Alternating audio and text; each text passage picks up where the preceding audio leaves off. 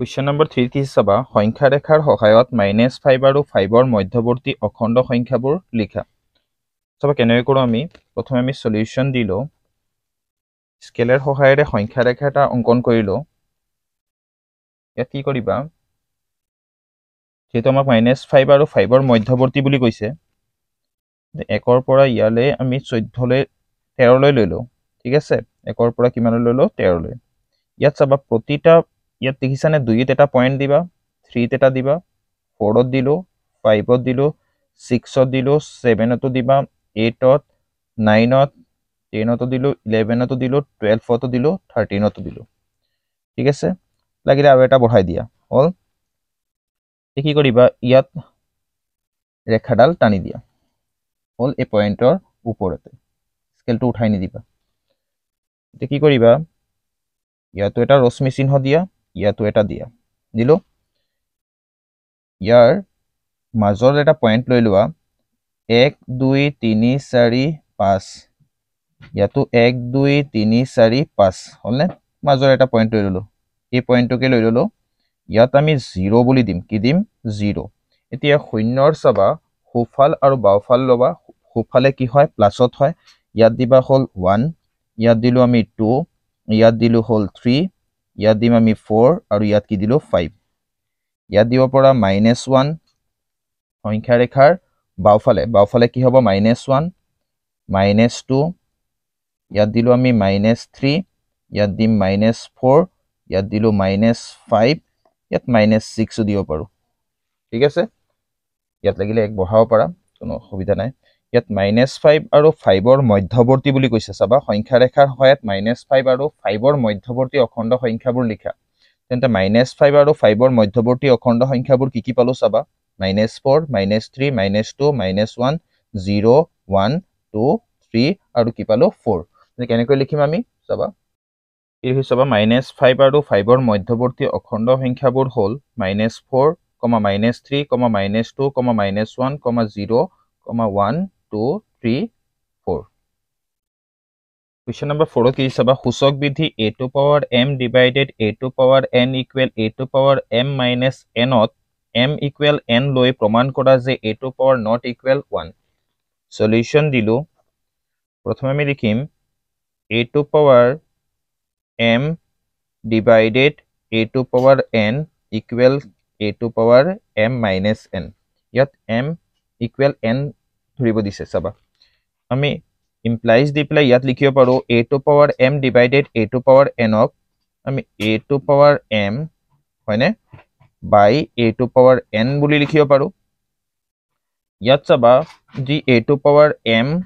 minus n আছে m minus n দিবা কাৰণ a to power m divided a to power n মানে কি a to power m minus n হলনে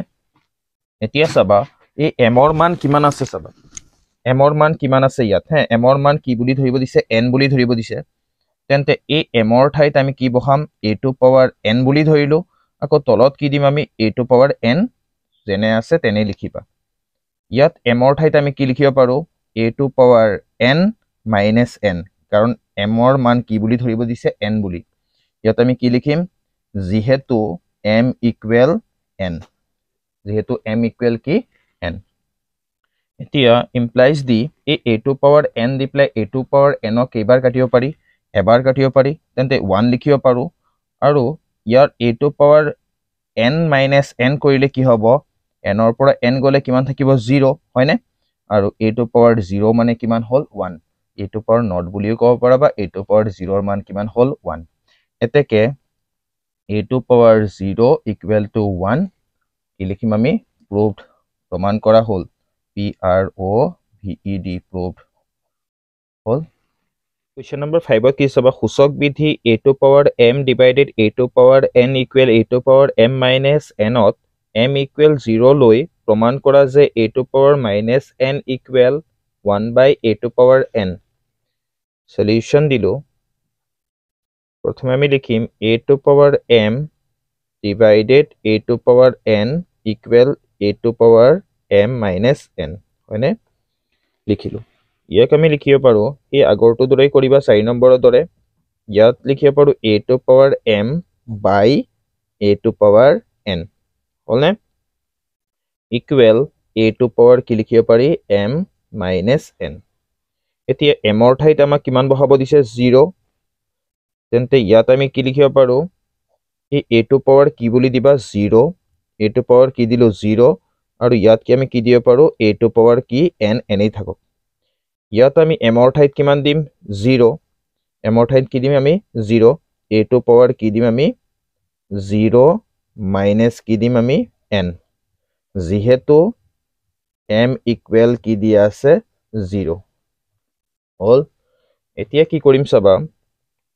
এই a to power 0 মানে আমি কি বুলি জানো a টু পাৱাৰ 0 আমি কি বুলি জানো a টু পাৱাৰ 0 মানে কি বুলি জানো 1 বুলি জানো কিন্তু এই a টু পাৱাৰ 0 ঠাইত আমি কিমান লিখিম 1 বাই a টু পাৱাৰ কি লিখিম n হল a টু পাৱাৰ কি আছে তলত n আছে equal a to power 0 0 minus n কৰিলে কি হ'ব a to power minus n এ থাকিব আমাক প্ৰমাণ কি কৰিব দিছিলে চাবা প্ৰমাণ কৰিব দিছিলে a to power minus n equal 1 by a to power n